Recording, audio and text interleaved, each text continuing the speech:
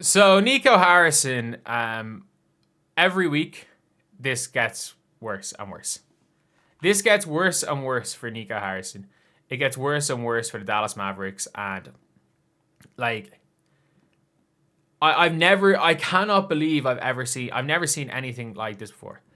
I've never seen a team torpedo their present and their future because the owner, because the, for lack of a better way of describing it, the GM got notions. Can you think of a better way of describing it other than that? The GM thought he was the reason why they were winning. He wanted credit.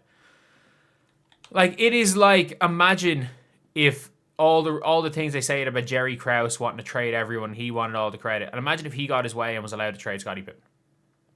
And not only that, he would have traded, instead of trading Scottie, he traded Michael Jordan. He would have traded Michael Jordan for, so in his prime, for somebody older than Michael Jordan. Like, it's something that we have never seen in sports before.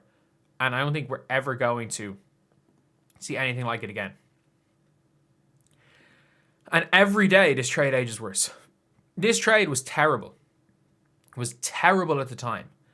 And like, how can you get a trade? How can a trade that was named the worst trade of all time?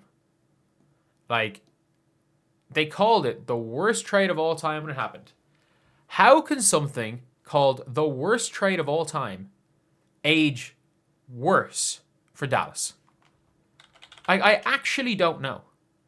I actually do not know how it's possible to do that. But he accomplished it. Nico Harrison accomplished what I genuinely thought was the impossible. And look, the guy, it's actually impressive. Like, every single day, people get more and more angry about Nico Harrison. Not only that, like, they refuse to fire the guy. So it's making even home games not feel like home games. Like, Luka's averaging 45 points per game. 45 points per game. And you might be saying, oh, but Luka Doncic was injured at the start of the season. It's like, no, he wasn't. No, he wasn't. Luka Doncic had one of those, like, oh, he's kind of injured. He has a jammed finger, so we're just going to sit him out a few games. It's a 2025 NBA load management type thing. But, like, Anthony Davis is hurt. Like, properly hurt. It's just like, oh, he has leg soreness, but, like, he had Achilles tendinopathy. Like, not too long ago. And it's now at the stage where Nico Harrison got rid of Luka. And by the sounds of things, Nico Harrison felt like just wanted to get rid of Luka. By the sounds of things, Nico Harrison, if he could have, would have just cut Luka Doncic. Genuinely. The man could have just cut Luka Doncic. And Lakers fans, how do you just look into Luka Doncic? How do you have the worst future of any team, because LeBron's being late career LeBron.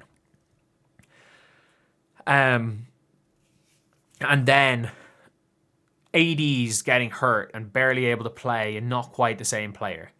And how do you manage to flip that into one of the top 5 players of this generation? How do you flip that into the man who had the greatest non-MVP season of all time? 35, 10, 9, and got to the finals. The greatest non-MVP season of all time, while leading the playoffs in points, rebounds, assists, and steals. The greatest non-MVP / finals MVP season of all time was Luka Doncic. And we're now in a situation where the Dallas Mavericks have Cooper Flagg, and Cooper Flagg's not that good. And like, sorry, Cooper Flagg's good. I hate it when people are like, oh, you just hate Cooper Flagg's young. But it's like, he's not going to be the number one on a championship team. He's not going to be the number one on a team that gets to the finals. Like, they were this close to losing to the Pacers. They almost lost to the Pacers. They gave Klay Thompson so much money that he went there instead of the Lakers. Like, the Pacers are pretty much trying to lose. And, like, I'm looking at this box score. Brandon Williams was the top scorer for the Mavs. 18 points for Dwight Powell. Like, they're not going to get that again. Cooper Flagg, again, 15 and 10. 4 assists. Like, he's all right. He's good. Like, that's all he is. He's good. And not only that, like, he traded Quentin Grimes and a pick. For Caleb Martin, because Caleb Martin had a good playoff series 2 years earlier. I've never, like, I'm actually being like, I don't think I've ever seen anything like this before. I don't think I've ever seen a team be like this before, because I'm like, I don't know how you can, like, fall more than this. I actually don't. I genuinely don't know how you can fall more. And look, we need to be honest here. Like, I think this was a personal thing. Everyone being like, "Oh, it was rigged and everything." I think Nico Harshins hated Luka Doncic. I think Michael Finley and I think they didn't like, the Mavs did not like Luka Doncic. I think they didn't like Luka Doncic as a person. I think they just didn't want him around. I legitimately think they didn't want him around. But at the same time, like, he is like,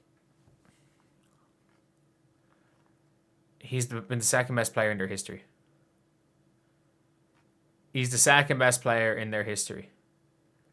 And yeah, I just think it's one of those things that is aging worse every single time we look at it. And every single time we talk about this, and nearly every game that's going by, it's aging worse. And Luka the likelihood is that Luka is going to have a healthier career from now on than Anthony Davis. So yeah, I just think in general that we're now in a situation where the league is just the Lakers again. The Lakers literally, they were doing terribly after the Kobe era, and they looked into LeBron. They were doing terribly during the LeBron era, and they looked into Luka, and who knows, are they going to look into Giannis Antetokounmpo next? I don't know. So anyway, I'll see you guys.